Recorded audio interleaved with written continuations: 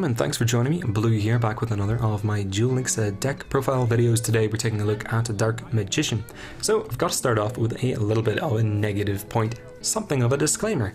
This deck is never going to be top tier competitive because it has the highest relative chance of bricking for any deck that I have yet played. Cannot be helped because it's a DarkMagician deck, therefore you need to be running 3 copies of a vanilla level 7 monster that's not even anything to write home about in the stat department. That said, let's get into it. It's sort of an OTK deck. Get a way to summon DarkMagician, get the support cards in hand that you will need to clear your opponent's field, get DarkMagician plus one other monster onto the field, and then swing for game for a full 4,000 life points or more. So as I stated, we're going to be opening with 3 copies of DarkMagician because, well, kind of need it if you're going to run DarkMagician deck, aren't you? Then we've got Master of Magicians with Arcana, the skill that gives you a DarkMagician support card once you have lost 2,000 life points. Now this is random. You'll get 1,000 knives to destroy monsters, Dark Magic Attack to destroy back row, and Dark Magic Expanded, which is an interesting card that has 3 effects, but realistically you'll only ever get to play the first of the 3 effects, and it gives you 1,000 attack for any dark spellcaster monster. It's a quick play, so you can use it when your opponent declares attack. Surprise him by suddenly going up 1,000. Now, the monsters we've got is a dark spellcaster that works with that mentioned Dark Magic Expanded. Suddenly this thing hits 2,900 attack and your opponent gets a nasty surprise in their battle phase. We've got 2 Sergeant Electro, self-explanatory, fits pretty well into most decks, helps to shut down the back row, the burn, protects you from floodgates so that you can get your Dark Magician onto the field face up, effective. Moving on, we have 3 Legion the Fiend Jester. Our Searcher, once it is sent to the graveyard, does not have to be destroyed, keep in mind, and slight little bit of synergy with helping to get Dark Magician onto the field. If you have 2 monsters on the field, one of them being Legion the Fiend Jester, then in that turn you can still tribute summon another spellcaster monster on top. So you've got 2 on the field. If it's say an Electro or Legion, you don't need your Electro anymore for whatever reason. Perhaps you know that you've got something in your hand that can deal with the back row, then tribute summon your Dark Magician down and away you go.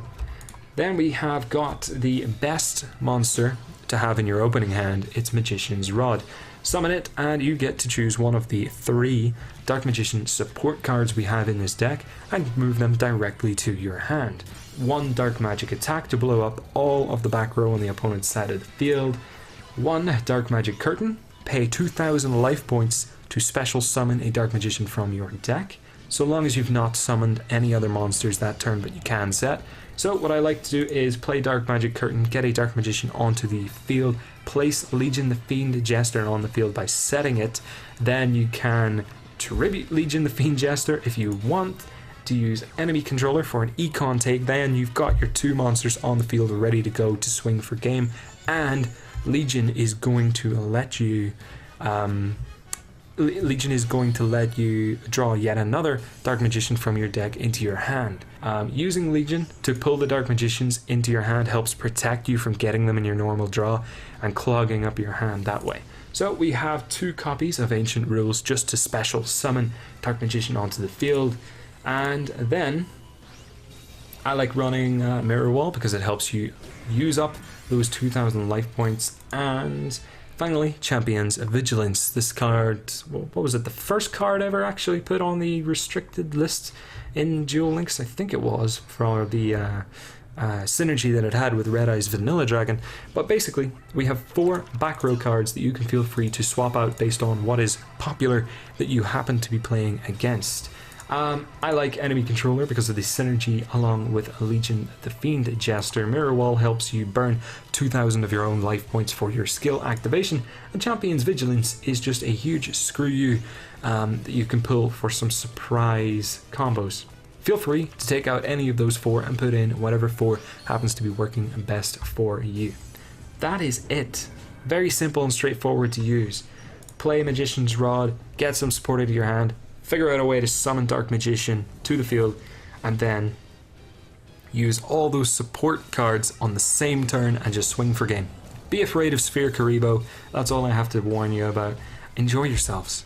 It's not a top tier deck, it's not the highest competitive level, but it is interesting to play, and the decisions that you actually have to make, especially playing in the longer duels like Temple Burn, for example, can make it very rewarding when you do actually get to play Dark Magic Attack and blow up 4 spell cards in one go, and then, well, spell and traps in one go, and then just swing for game. It's so satisfying. So that's it, guys. Enjoy.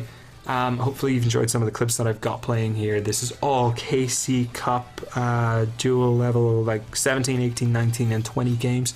So that should show you a pretty fair representation of how this thing does against current decks that are floating around. As I said, it's not really going to stand toe-to-toe with CA, Saphira Cyber Angels, because, I don't know, nothing can, but I have my own issues with those decks. Anyway, I'm done, not going to ramble anymore. Go, enjoy yourself, build some Dark Magicians, Heart of the Cards with you, all that. Bye-bye.